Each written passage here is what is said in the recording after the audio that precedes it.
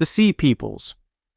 Around 1177 BCE, every major civilization in the eastern Mediterranean collapsed within a single generation. The Hittite Empire, which had rivaled Egypt for centuries, vanished almost overnight. The city of Ugarit burned so suddenly that a clay tablet was left half-baked in the kiln. A letter from the king of Alashiya warning of enemy ships already spotted offshore. No reply was ever sent. And at the center of this civilizational implosion was a coalition of armies so devastating, so coordinated, and so completely unidentifiable that we still cannot say with certainty who they were or where they came from. The Egyptian reliefs at Medinet Habu, commissioned by Ramesses III around 1175 BCE, name at least 9 distinct groups: the Peliset, the Checker, the Shekelesh, the Danayan, and others, each carved with distinct helmets, ships, and weapons.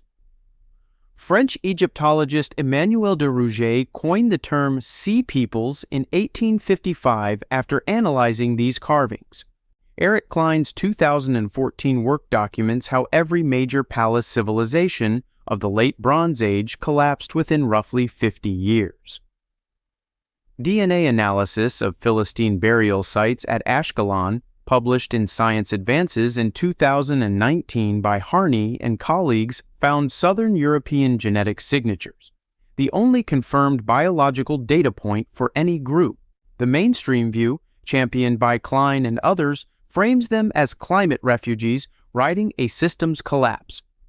But the Medinet Habu reliefs don't show refugees. They show coordinated pincer movements across land and sea simultaneously. Refugees don't synchronize flanking maneuvers. Some researchers ask whether these were the Bronze Age's own disbanded armies turned conqueror, and whether someone on both sides of the Mediterranean carefully buried that connection. From armies that erased everyone else's history, we descend into silence, 50,000 soldiers, a desert, and not a single bone where there should be hundreds of thousands. The Lost Army of Cambyses. The Persian king Cambyses II had already conquered Egypt. He had desecrated the temples and mocked the gods of the Nile.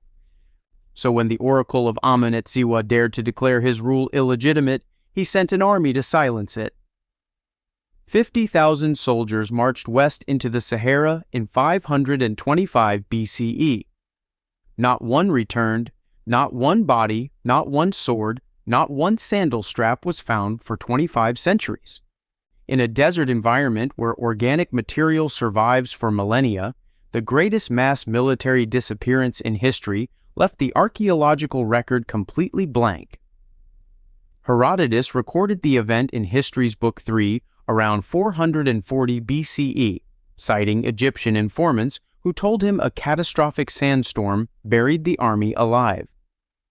In 2009, twin brothers Angelo and Alfredo Castiglione announced a partial discovery near the Siwa Oasis: human bones, bronze weapon fragments, and horse skulls. But the find covered an area far too concentrated for 50,000 men, and Zahi Hawass of the Egyptian Supreme Council of Antiquities disputed the claim immediately, demanding peer-reviewed publication that, as of today, has still not appeared. Ancient Persian military logistics records indicate that a force of that size would have required approximately 600 tons of grain and 200,000 liters of water for the crossing, quantities no known supply depot along the route could have provided. Cambyses was meticulous about logistics. His Egyptian campaign was supplied by Phoenician naval support. Sending 50,000 men into the western desert without a supply chain isn't strategy. Some historians quietly ask whether Cambyses wanted them to disappear, and why the Persian Imperial Archive at Persepolis, which recorded even minor provincial expenditures, contains no record of any inquiry into their fate. From the Sahara's silence, we cross the entire ancient world to find what may be Rome's most impossible ghost, a legion that supposedly died in the east and somehow ended up farming in China. The Roman legion that became Chinese. In 53 BCE, the Roman general Crassus marched 44,000 soldiers into Parthian territory and suffered the worst defeat in Roman history at Carrhae. 20,000 dead, 10,000 captured, and then those 10,000 prisoners vanished east into the Silk Road, and the Roman Empire never asked about them again. 17 years later, a Chinese military chronicle recorded something extraordinary during the Battle of Jiji in 36 BCE, the capture of foreign soldiers fighting in a yulin zhen, a fish-scale formation of interlocked shields. No military force anywhere in Central Asia used that technique. It was Roman, exclusively Roman. University of London. Historian Homer Dubbs first connected these accounts in a 1957 paper, pointing to the Han Dynasty settlement of captured foreign soldiers at a colony called Jilu, meaning captives who came a long way, in what is now Gansu province, historically called Liqian, a name scholars have proposed as a phonetic transliteration of the Latin word legio, though this etymology remains disputed. Lanzhou University geneticist Xie Xiaodong's 2007 DNA study of residents of Zhelaizhai village found elevated West Eurasian genetic markers, anomalous for a remote inland Chinese village, though geneticists note that Silk Road populations routinely carry such signatures. Physical anthropological surveys of the same population documented unusual rates of non-East Asian facial structure and above-average height. Pliny the Elder's natural history confirms that Parthian kings used Roman prisoners as frontier garrison troops, establishing the pathway east. Most classical historians, including Adrian Goldsworthy, reject the hypothesis as romantic coincidence, arguing that genetic data reflects normal Silk Road mixing. But three independent anomalies, genetic, linguistic, and tactical, converging on one small village at one specific historical moment, is a pattern, not a coincidence. Someone apparently decided this story didn't belong in the official record of either empire. We may never know why. From soldiers erased by distance and silence, we move to an army erased by something far more deliberate: chisels, fire, and the systematic removal of faces from stone. Akhenaten's erased army. When the heretic pharaoh Akhenaten died around 1332 BCE, the priests of Amun didn't just want his religion gone.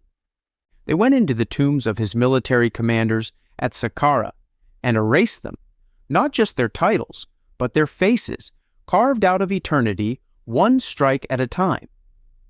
Akhenaten ruled for 17 years. He commanded an army large enough to maintain Egypt's entire imperial network from Nubia to Syria. That army had generals, chariot corps, logistics officers, and garrison troops numbering in the tens of thousands. After the systematic erasure ordered by his successor Horemheb, we cannot name a single officer who served that army with certainty. The military of one of Egypt's longest reigning pharaohs is a complete blank. Geoffrey Martin's Egypt Exploration Society excavations between 1975 and 1995 documented the deliberate destruction of military reliefs in Horemheb's own pre-pharaonic tomb at Memphis. Scenes showing Amarna period army formations and foreign captives were systematically destroyed, while adjacent non-Amarna military reliefs were left untouched. Egyptologist James Allen of Brown University has documented how the Damnatio Memoriae campaign didn't just erase names, but specifically targeted the iconographic style of Aten cult military imagery. The Abydos king list, compiled around 1279 BCE, jumps directly from Amenhotep III to Horemheb, a gap of approximately 35 years, as if four pharaohs simply never existed. The 382 Amarna letters, discovered in 1887, show Akhenaten directing active military campaigns across Canaan and Syria. Yet none of the commanders named in those letters appears on any surviving Egyptian monument. Iana Stevens of Monash University's 2012 isotopic study of Amarna's population found workers with origins spanning Egypt and Nubia, a deliberately assembled population that was then dispersed with no administrative trace. Some historians, including Joanne Fletcher, have suggested Akhenaten's army represented something politically unique: soldiers who answered to a god-king rather than to a temple system, making their elimination not just theological, but a targeted removal of institutional loyalty that could outlive a heresy. Akhenaten's army was erased by human hands wielding chisels. The next army was erased by the one weapon even empires cannot fully control: the silence built into their own official record. The army of Sennacherib. The Taylor Prism sits in the British Museum today. It is a six-sided clay hexagon, baked hard, inscribed by Assyrian scribes recording every campaign of King Sennacherib in precise, obsessive detail. Every city taken, every king humiliated, every shekel of tribute extracted. And then it reaches Jerusalem. It records that Sennacherib surrounded the city in 701 BCE, that he shut King Hezekiah up like a bird in a cage. And then it moves on. No fall of the city, no conquest, no looting recorded. For a document that itemizes everything, that silence is the loudest thing in the British Museum.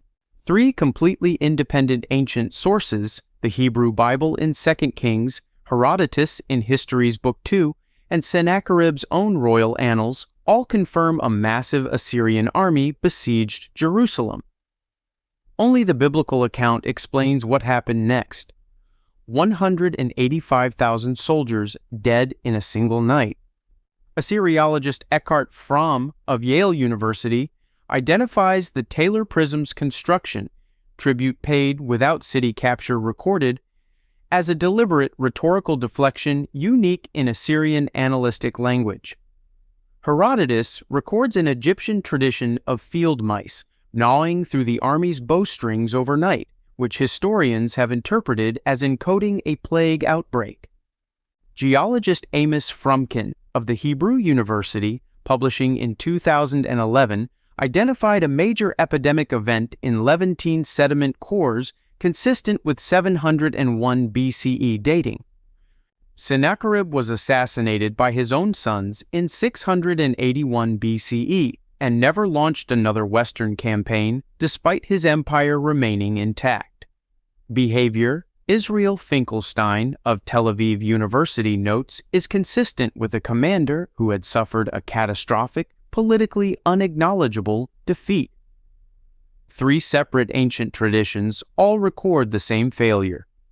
The empire's own stone record simply goes quiet at the moment it matters most.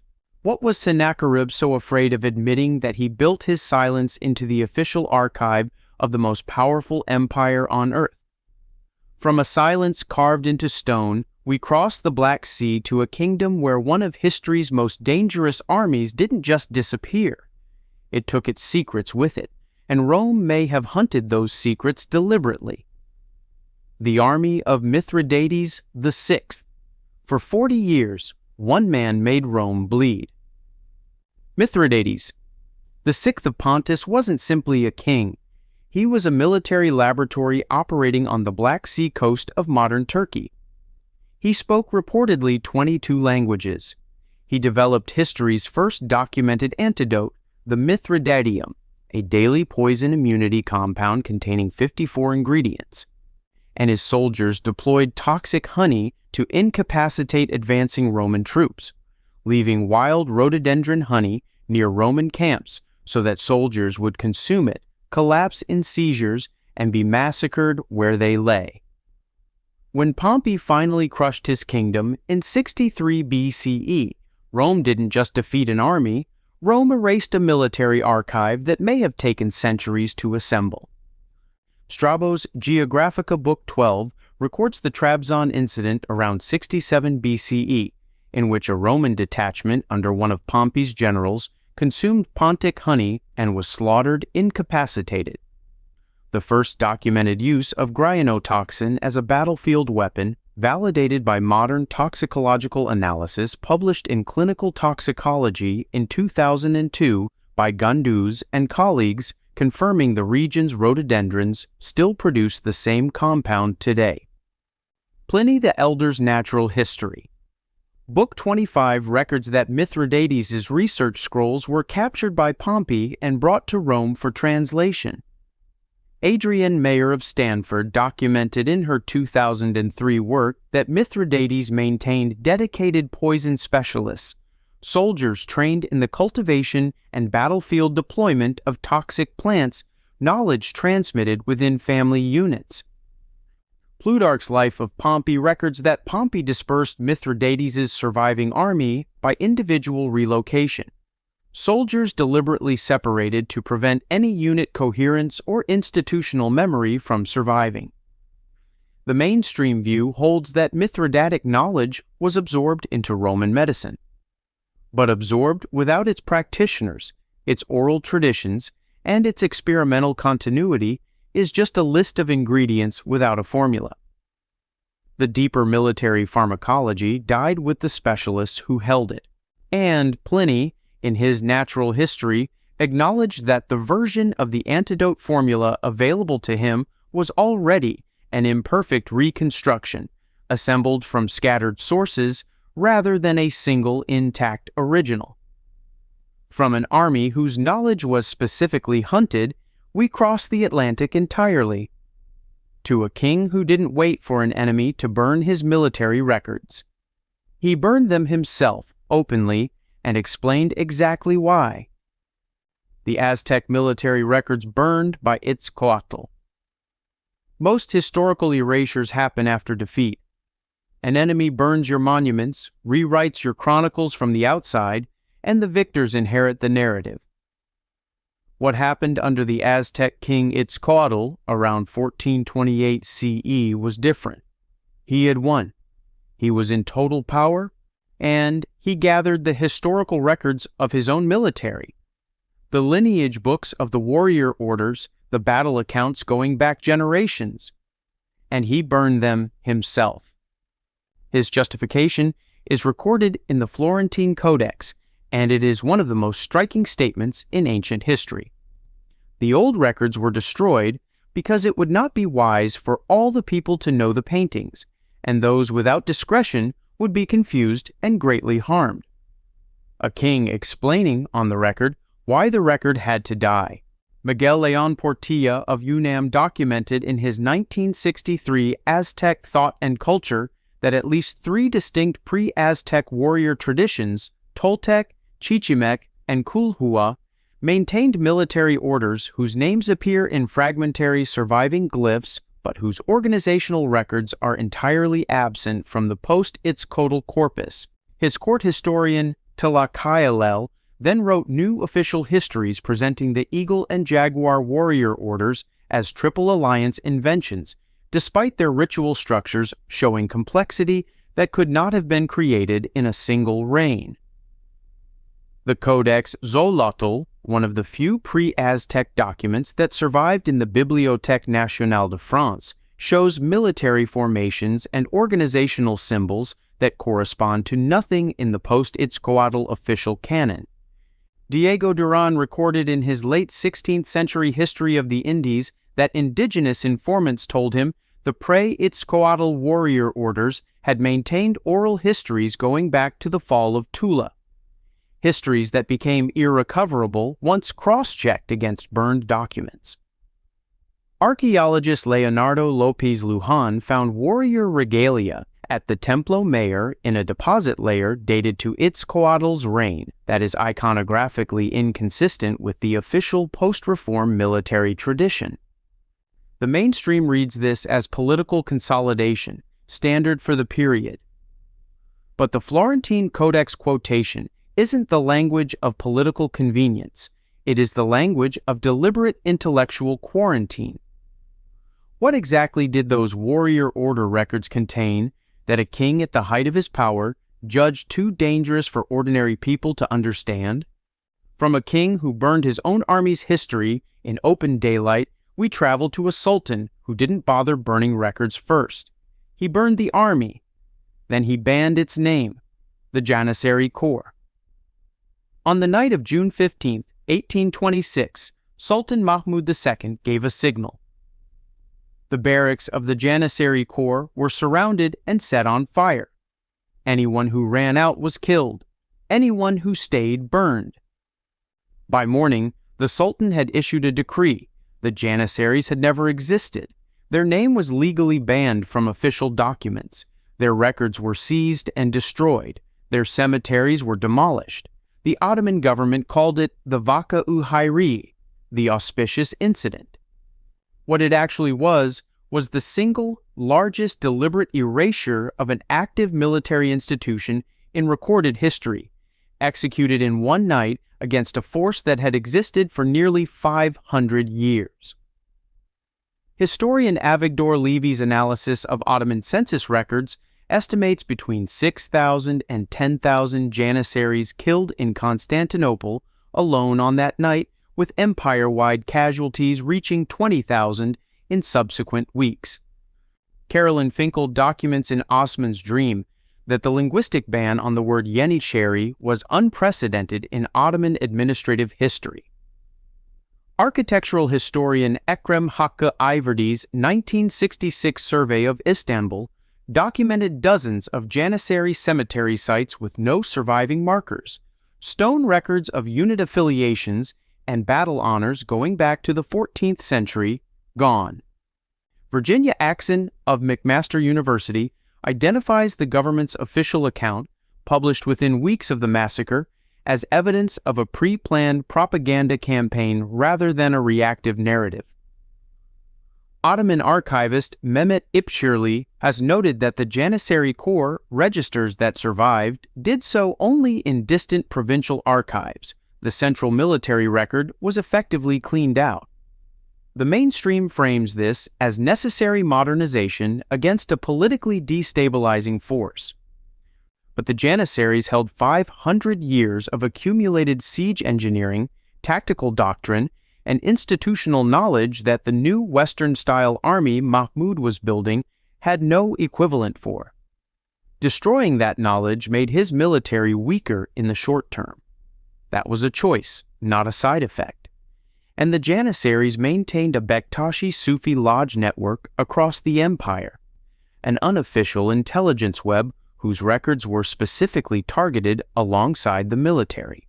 What those lodge archives contained, we will never know. From an erasure conducted in the open against an army everyone knew, we move to an army that Sparta's own government made operationally invisible. So invisible that the greatest historian of the ancient world admitted he couldn't find out what had happened to it. The Spartan Krypteia. Sparta had an army everyone knew about. The Spartiate warriors, the red cloaks, the phalanx. That army is among the most written about military forces in history. But Sparta had another one. It operated without weapons anyone would claim, without orders anyone would acknowledge, and without any official record that it had ever existed. Every autumn, the Spartan state formally declared war on its own enslaved Helot population, a legal instrument renewed annually to ensure that killing Helots fell outside the laws governing homicide. Then it sent out the Krypteia, young men moving at night, hunting the strongest and most capable Helots they could find, then vanishing before dawn. And it worked so completely that Thucydides, the most rigorous historian of the ancient world, explicitly wrote that 2,000 Helots disappeared in 424 BCE, and that no one ever found out how each of them perished. Plutarch's Life of Lycurgus, chapter 28, describes the Krypteia in direct terms.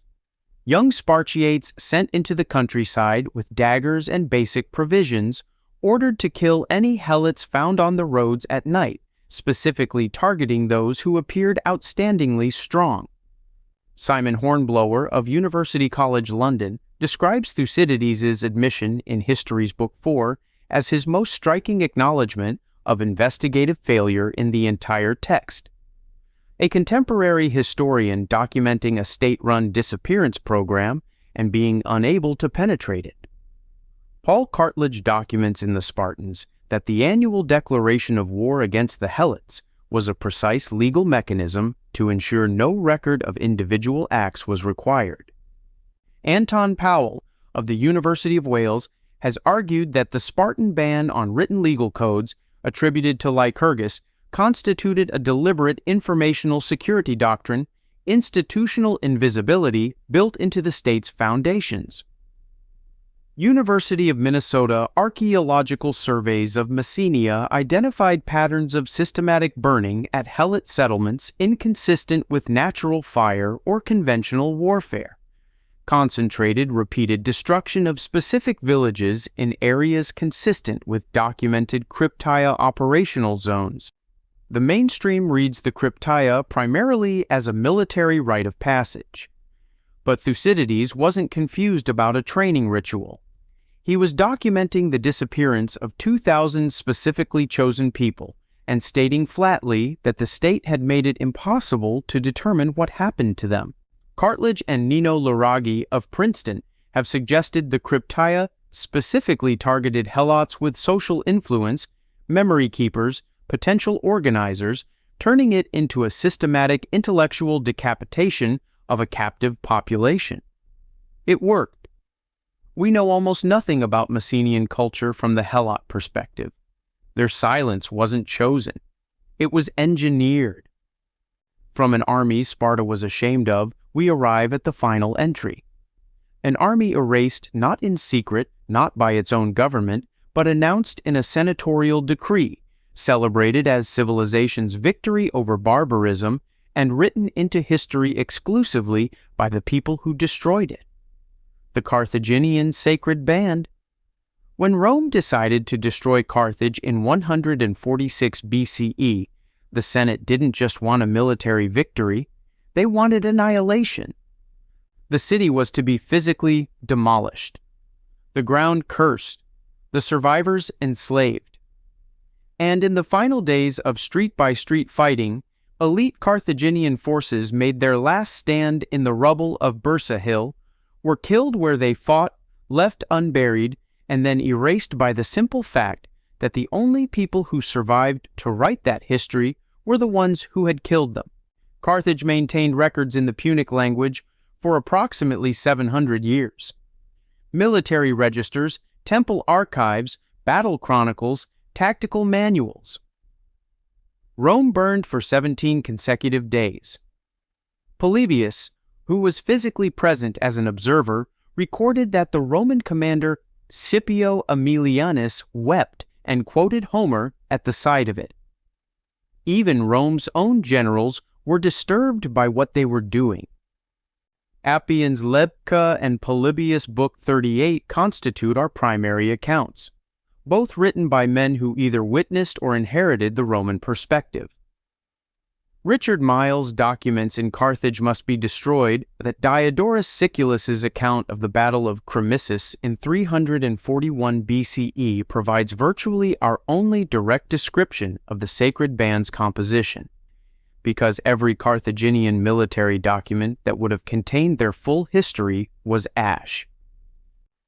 Dexter Hoyos of the University of Sydney notes that even Polybius, who admired Hannibal, had no access to Carthaginian primary documents and relied entirely on oral accounts from survivors and defectors. Lawrence Steger of Harvard's excavations at the Tophet Sanctuary recovered extensive evidence of the city's destruction, with burning patterns across multiple structures reflecting the systematic demolition Appian describes. A 2016 genetic study identified Phoenician and North African diaspora markers in modern Tunisian and Sicilian populations. The physical traces of survivors who dispersed but left no written military tradition behind. The mainstream frames the destruction as a straightforward outcome of the Third Punic War. But Cato the Elder closed every speech in the Roman Senate for years with the same phrase: Carthage must be destroyed. Not because he feared Carthaginian armies, he feared Carthaginian memory. An intact Carthage would have told a different version of every war Rome had fought for a century. The sacred band's destruction wasn't just the end of an elite unit. It was the termination of a military tradition with Phoenician roots stretching back 300 years. And it was remembered afterward only in Rome's language, through Rome's eyes, serving Rome's story. 10 armies, 10 erasures, some swallowed by desert, some chiseled from their own monuments, some burned by their own kings, some killed in their barracks on a single night. Taken individually, each case has a reasonable, mainstream explanation: logistics, politics, religion, the chaos of war. But 10 cases across 10 different centuries on 6 different continents, all producing the same result: a military force that fought, that shaped the world, and left no recoverable record. That is not coincidence. That is a pattern. History is not simply what happened. It is what survived the decision about what to record. Most people look at these gaps and see nothing because they were designed to look like nothing. You watch this far because you notice the shape of what's missing. That is a different kind of intelligence. Hit subscribe and tell us in the comments which of these 10 erasures you think was the most deliberate. Make the case. The floor is yours. The soldiers on this list didn't lose battles. They lost something harder to recover: the record that they ever existed. Armies can be defeated, but armies erased from history were the ones truly feared. Subscribe. The archive is yours.